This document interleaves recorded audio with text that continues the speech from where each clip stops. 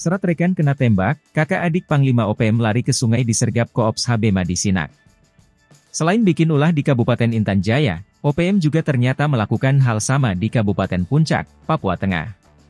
Jika yang di Intan Jaya diduga teror datang dari pasukan Apeniko Bogau, maka di Kabupaten Puncak dilakukan kelompok berbeda.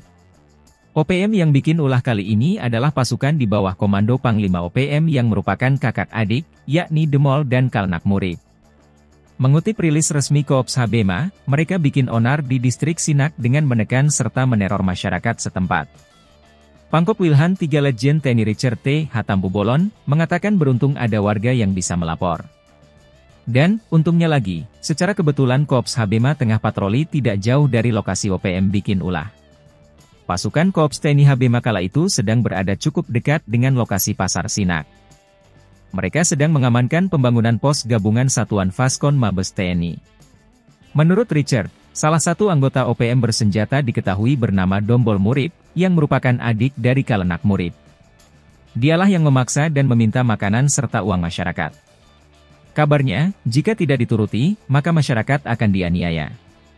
Dia menambahkan kelompok OPM pimpinan Kalnak Murid melarikan diri melalui aliran sungai. Tujuan mereka adalah Kampung Nigilome. Saat itu, mereka kabur sembari menggotong rekan mereka yang terkena tembakan Koops Habema.